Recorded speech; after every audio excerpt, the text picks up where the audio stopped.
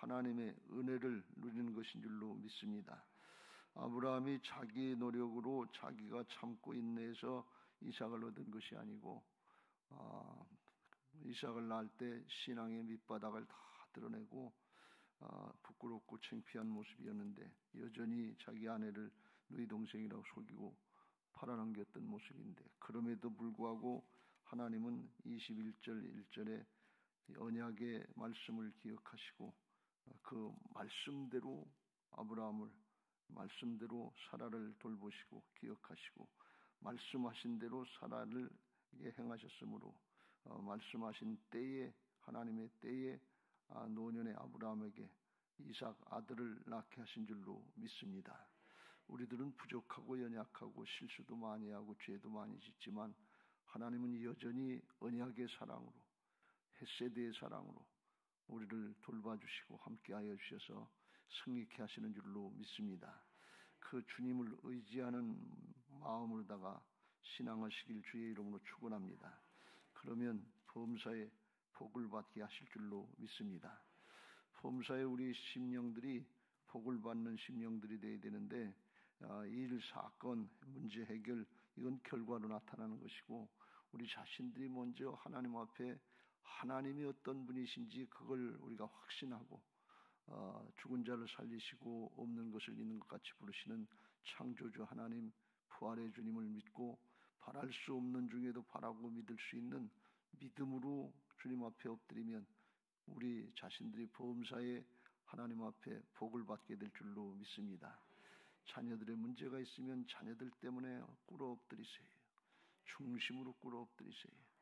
우리가 다음 세대를 복음 전하고 개성을 시켜야 되는데 꿇어 엎드리는 자세부터 해야 될 줄로 믿습니다. 그럼 나부터 복을 받고 우리 자녀들에게도 복을 받게 하실 줄로 믿습니다. 물질의 문제가 있으면 물질의 문제를 가지고 하나님 앞에 꿇어 엎드리세요. 중심으로 하나님을 의지하고 꿇어 엎드리세요. 또 무슨 부부 간의 문제가 있든지 아니면 여러 가지로 세상에서 직장이다 사업이다 문제 있으면 꿇어 엎드리세요. 왜 그러냐? 나는 안 되지만 하나님은 되시는 방법이 있거든요. 그게 우리가 분명해야 돼. 어제 말씀 나누는 중에 5절에 그랬어요. 아브라함의 종이 여자가 나를 따라오지 않으려거든 어떻게 할까요?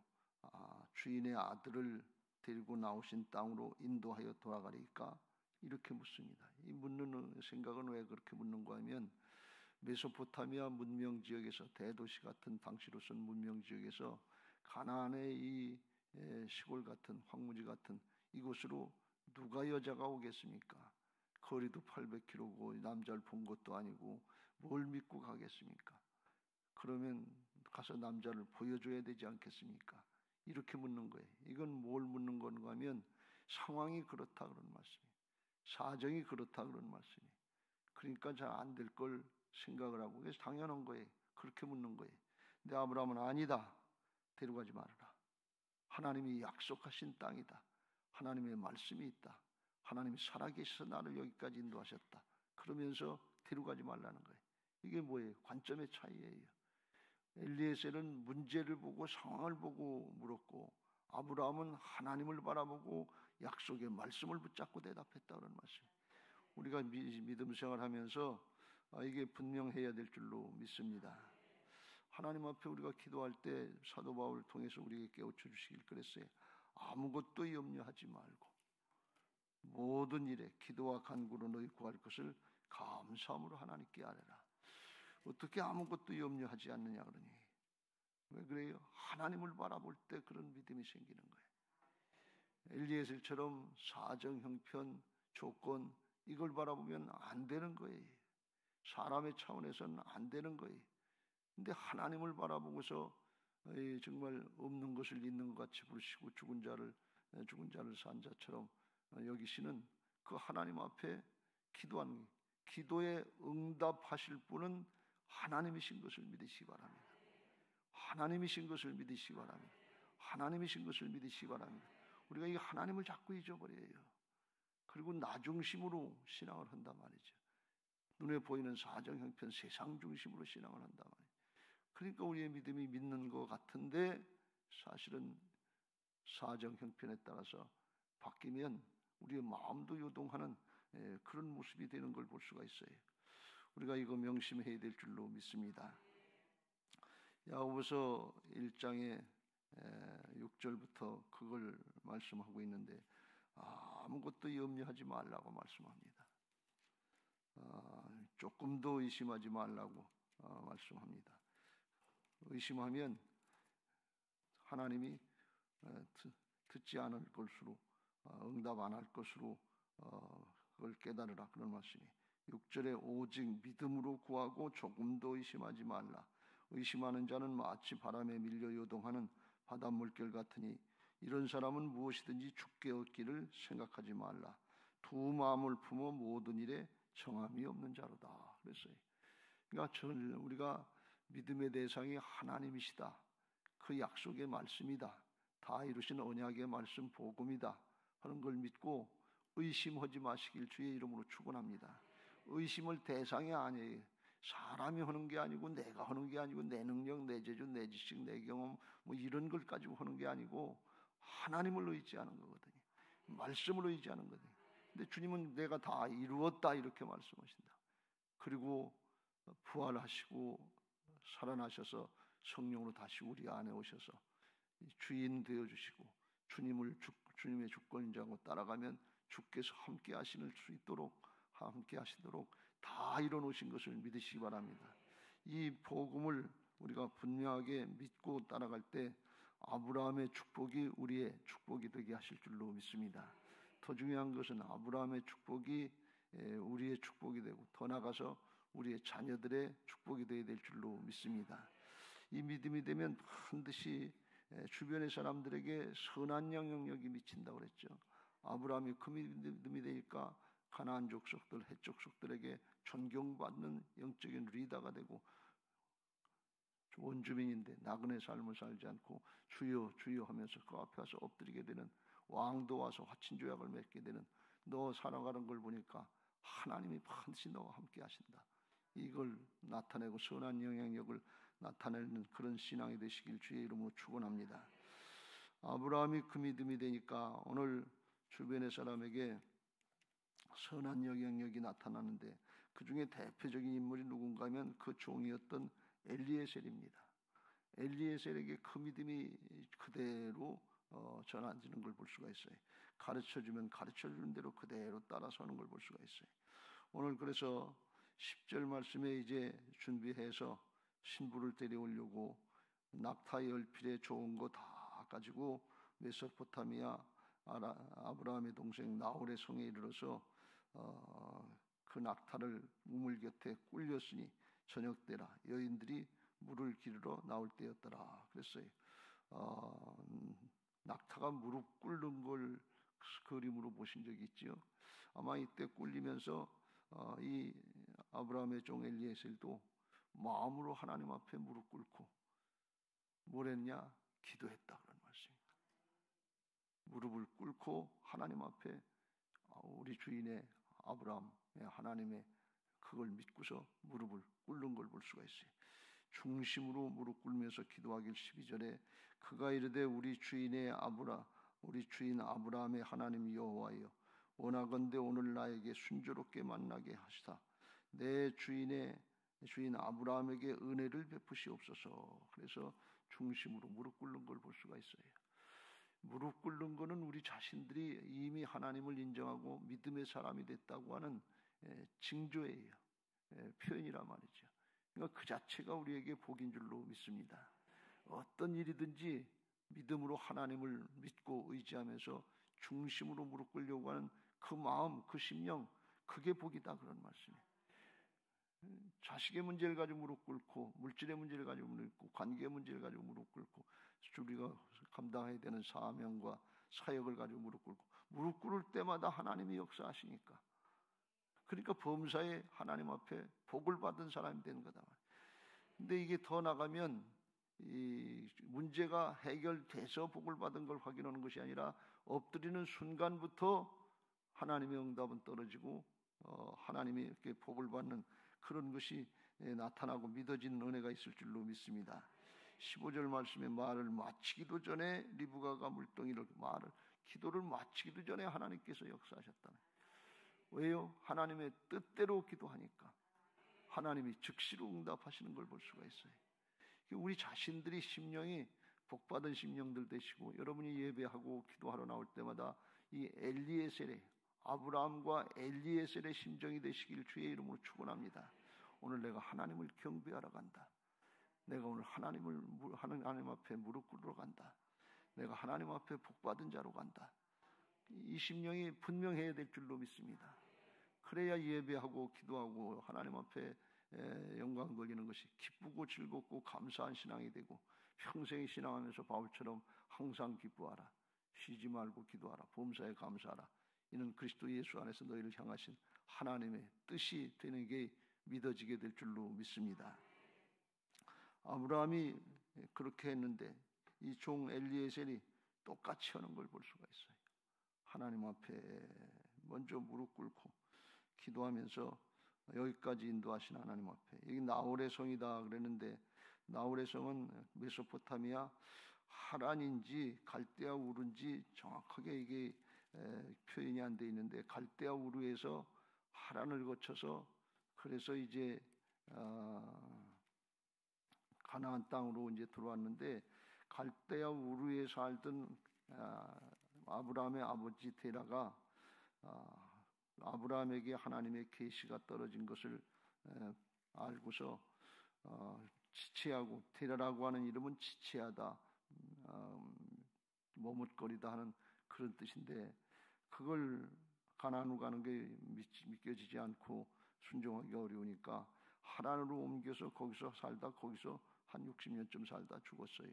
근데 하란으로 옮길 때 11장의 31절에 보면 데라가 그 아들 아브람과 하란의 아들인 그의 손자 롯과 그의 며느리 아브람의 아내 사레를 데리고 갈대아 우르를 떠나 가나안 땅으로 가고자 하더니 하란에 이르러 거기 거류하였으며, 그래서 이 아버지 데라의 아들이 세 명인데, 그 아비 데라 세 명인데 아브라함하고 나홀하고 하란이에요. 그런데 하란은 먼저 죽었고 아브라함은 같이 갔고, 근데 나홀은 같이 갔다는 얘기가 없어요. 하란으로 갈 때. 그러면서 아마 갈대아 우르에 그냥 남아 있었던 것 같아. 그래서 아마 이 메소포타미아로 갔다고 그러는데, 그의 종 엘리에셀이 갈대아 우르로 찾아가지 않았나 하는 그런 생각을 할 수 있습니다. 거기까지 이제 잘 인도받고 800km 이상이라는 건 먼 길인데 하나님을 의지해서 가서 거기서 하나님 앞에 감사하면서 여기까지 인도하신 하나님 앞에 꿇어 엎드리는 거예요. 여기까지 인도하신 하나님 앞에 꿇어 엎드릴 때 그때 나타나는 현상이 뭐라고 그랬어요? 여호와 이레가 열려진다고 그랬습니다. 무릎 꿇는 건 아주 굉장한 복이에요. 그냥 꿇지 말고 여기까지 인도하신 하나님 앞에 감사하면서 앞에 일을 또 무릎 꿇으면서 맡기는 거예요. 어렵지만 힘들지만 사건, 사정, 형편 보지 않고 내 자신에 연연하지 않고 하나님을 바라보고 엎드리는 거예요. 말씀을 붙잡고 엎드리는 거예요. 그럴 때 하나님이 심령부터 복받게 하시고 하나님의 역사를 보게 하실 줄로 믿습니다. 그런데 아브라함의 종 엘리에셀이 기도할 때 두 가지가 중요한 걸 말씀하는데, 하나는 내 주인 아브라함에게 은혜를 베푸시옵소서. 자기를 위해서 은혜를 베풀어 달라고 그러지 않고 주인을 위해서 기도하는 것을 볼 수가 있습니다. 하나님의 영광을 위해서, 하나님을 위해서 예배단을 쌓는다고 하는 그런 말이 나오는데, 아브라함이 그랬는데 이건 뭔가 하면 자신을 드린다는 뜻이에요. 자신은 헌신하고 종의 자세로 자기의 신분의 자리를 깨닫고 그 자리를 지키면서 주인에게 은혜를 베풀어 달라는 거예요. 이 은혜를 베풀어 달라고 하는 이 한마디에 엘리에셀의 종의 믿음이 나오는 거예요. 이 일은 하나님이 하셔야 됩니다. 하나님이 도와주셔야 됩니다. 하나님의 은혜라야 해결됩니다. 그런 믿음이에요. 하나님을 전적으로 신뢰하고 의지하는 거예요. 왜요? 여기 800km가 떨어진 이곳에 문명지에서 도시처녀가 시골 촌구석에 거기 뭘 바라보고 가겠냐 말이에요. 갈 이유가 없어요. 그러니까 은혜를 베풀어 주옵소서. 여러분 어렵고 힘든 문제들 많지요. 우리 교회도 그렇고 나라도 지금 그렇잖아요. 어떻게 해요? 은혜를 베풀어 주옵소서. 은혜를 베풀어 주옵소서. 하나님이시면 됩니다. 주님의 은혜면 됩니다. 이 믿음이 우리에게 있어야 될 줄로 믿습니다. 겉으로 나타나는 현상을 보면 나라 민족의 문제가 지금 복잡한 게 이게 어떻게 해결될까 걱정이 되고, 교회 문제를 생각하고 우리 신앙과 사역 우리 자녀들 바라보면 이게 될까 안 될까 그러는데, 그걸 내려놓고 하나님께로 초점을 맞춰서 믿음의 주요 온전케 하시는 예수님 바라보고 은혜를 베푸시옵소서. 긍휼히 여겨주시옵소서. 복음서에 보면 예수님 앞에 나올 때 어떤 문제를 가지고 나왔든지 간에 주여 나를 불쌍히 여겨주옵소서. 긍휼히 여겨주옵소서. 은혜를 베풀어 주옵소서. 이 말하고 나온 사람들은 다 해결받았어요. 하나님이 예수님이 그거 하러 오신 것을 믿으시기 바랍니다. 죄인 구원하러 오셨고 은혜를 베풀어 주러 오신 것을 믿으시기 바랍니다. 이 엘리에셀이 은혜를 베풀어 주시옵소서 그러면서 기도하는데, 이게 무슨 조건부 기도 같은 자기 생각을 얘기하는 것 같은 그런 기도를 여기서 합니다. 14절 한 소녀에게 이르기를 청하건대 너는 물동이를 기울여 나로 마시게 하라 하리니 그의 대답이 마시라 내가 당신의 낙타에게도 마시게 하리라 하면 그는 주께서 주의 종 이삭을 위하여 정하신 자라. 이로 말미암아 주께서 내 주인에게 은혜 베푸심을 내가 알겠나이다. 자기가 조건을 붙여요. 거기 가서 이제 저녁 때가 돼서 이제 동네 여인들이 물 길러 나올 텐데, 그때 이제 한 처녀에게 얘기하기를 내게 물 좀 마시게 해라. 물 떠가는데. 그러면 물 마시게 하고 요청하지 않았는데도 내가 당신의 낙타에게도 마시게 하리라 하고서 낙타에게 물을 퍼다 마시게 하면, 그러면 그 처녀가 하나님께서 보내주신 처녀인 줄 알겠습니다. 자기 마음이에요. 자기 생각이에요. 근데 조건을 붙이는 건데, 이게 얼마나 어려운 조건인가 하면, 사람이 물을 먹는 거는 물 나그네니까 뭐 사막 지방이니까 물을 주는 거 어렵지 않지만, 낙타는 지금 몇 마리를 가지고 갔는가 하면 10마리를 가지고 갔어요. 근데 낙타는 물을 쬐끔 먹는 게 아니고 아주 굉장히 많이 먹는데, 그러니까 이게 물을 어떻게 퍼는지 모르지만 이 처녀가 아가씨가 요즘처럼 뭐 펌프에서 물 나오는 것처럼 이렇게 틀면 쫙쫙쫙 나오는 그런 게 아니고 이 밑에 도로를 돌려가지고 뭐 푹을 했을 텐데, 낙타 한 마리가 먹는 물의 양이 얼마나 많으냐 말이지. 근데 그 10마리를 다 먹이면 그러면 하나님께서 주신 마련해 주신 준비해 주신 처녀인 줄 알겠습니다. 그렇게 조건을 거는 거예요. 이게 얼마나 까다로운 조건이냐 말이죠. 있을 수 없는 일이지요. 그런데 어떻게 엘리에셀이 이걸 믿고 기도했는가 하면 하나님이 함께 하시는 걸 믿은 거예요. 하나님이 함께 하실 걸 믿은 거예요. 왜? 자기 주인 아브라함이 그걸 깨우쳐 주잖아요. 너 사정 형편 보고 아들 데려가려고 하지 말라. 너 자신 생각하지 마라. 너가 하는 게 아니고 너보다 먼저 하나님께서 천사를 앞서 보내실지라. 하나님이 준비하신 바가 있을 것이다. 그걸 생각하고 믿은 거예요. 나중에 이 엘리에셀이 자기 이제 부두엘 그 리브가의 집안 사람을 만나서 얘기할 때 그 얘기를 하는 걸 볼 수가 있어요. 고백을 하는데, 간증하는데, 주인이 내게 이르되 40절에 내가 섬기는 여호와께서 그의 사자를 너와 함께 보내어 내게 평탄한 길을 주시리니 너는 내 족속 중 내 아버지 집에서 내 아들을 위하여 아내를 택할 것이니라. 그러면서 주인이 말씀했던 하나님이 천사를 보내셔서 하실 것이라는 그걸 굳건하게 믿고 거기다가 조건을, 까다로운 조건을 붙여가지고 그걸 기도한 거예요. 그런데 기도가 맞춰지기도 전에 15절에 말을 마치기도 전에 리브가가 물동이를 들고 나오는 거예요. 그래서 이제 진짠가 아닌가 하고서 심히 아리따고 남자가 가까이 하지 않았다는 것은 순결하다는 게, 순결한 그리스도의 신부를 찾고 계신 줄로 믿습니다. 믿음의 사람을 찾고 계시고 10마리의 낙타에게도 이 물을 먹일 수 있는 여인, 진짜 그렇게 하잖아요.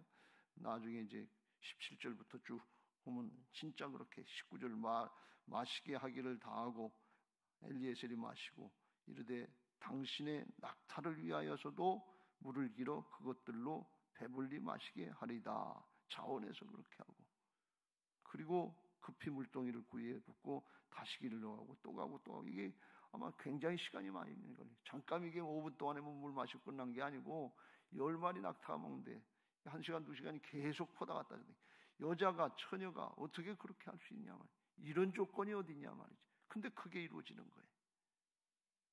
아브라함의 종 엘리에셀이 하나님의 역사를, 우리 주인의 대를 이어서 할 구속의 역사의 대를 이을 며느리감을 찾으니까 믿음의 여인을 찾고 순결한 여인을 찾고 또 뭐 마음이 넉넉한 사랑으로 품을 수 있는 여인을 찾은 거예요.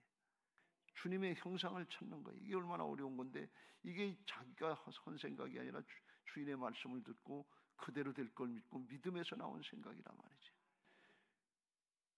엘리에셀이 어떤 마음을 갖고 자기가 물을 먹으면서 우리 낙타에게도 물을 먹였으면 좋겠다 하는, 뭐 800km를 왔으니까 그렇지 않겠어요? 근데 이 리브가가, 처녀가 상대방의 사정 형편을 헤아리고 상대방의 마음을 헤아리고 그걸 품는 걸 볼 수가 있어요. 그런 사람이라야 하나님의 역사를 이뤄갈 수 있겠다고 하는 말씀. 아주 굉장히 까다로운 조건인데 그걸 요구했는데 그걸 하나님이 들어주시더라고 하는 말씀이에요. 놀라운 역사지요. 이게 하나님을 바라보는 믿음인 줄로 믿습니다. 아무것도 염려하지 말고 오직 모든 일에 기도와 간구로 너희 구할 것을 감사함으로 하나님께 아뢰라. 왜 감사하느냐? 꿇어 엎드리는 게 복이에요. 믿음으로 꿇어 기도하는 게 복이에요. 나도 변화받고 하나님의 역사도 나타나고 하나님의 은혜도 누리게 될 줄로 믿습니다. 아브라함이 그걸 나중에 변화받고 체험하고서 그걸 가르쳐주니까 엘리에셀도 또 그렇게 하는 걸 볼 수가 있어요. 우리가 먼저 변화받고 그런 은혜를 누리고 그걸 우리의 자녀들에게도 계승되는 은혜가 있게 되시길 주의 이름으로 축원합니다. 이거 말로만이 아니라 보여주면 그렇게 할 수 있게 될 줄로 믿습니다. 이게 하나님의 역사의 원리예요. 아브라함이 하나님의 말씀을 깨닫고 그렇게 하니까 엘리에셀이 그렇게 그대로 되고, 또 가만히 보니까 리브가도 그대로 하더라 그런 말씀이에요. 이게 그대로 되는 하나님의 창조주의 역사인 것을 믿으시기 바랍니다. 말씀을 믿고 하나님을 믿고 순종하면 그대로 되니라, 그대로 되니라, 그대로 되니라. 그게 하나님의 역사란 말이죠. 우리들이 먼저 믿고 순종하면 그걸 따라서 우리의 자녀들도 보고서 그대로 할 줄로 믿습니다. 이게 하나님 나라의 역사예요. 이게 믿음은 바라는 것들의 실상에 보이지 않는 것들의 증거가 되는 줄로 믿습니다. 저는 혼자 그런 생각을 했어요. 이 엘리에셀이 아마 모리아산 정상에 아브라함이 이삭을 바치러 갈 때 그때 따라갔었는가 보다. 따라갔을 거다. 가장 신뢰하는 종이니까. 그리고 이게 아브라함이 아들을 번제물로 죽이러 가는데 제사 지내고 번제 지르고 우리가 함께 올 거다. 어떻게 저런 얘기를 하나? 가짜로 하려고 하는 건가? 거짓말인가?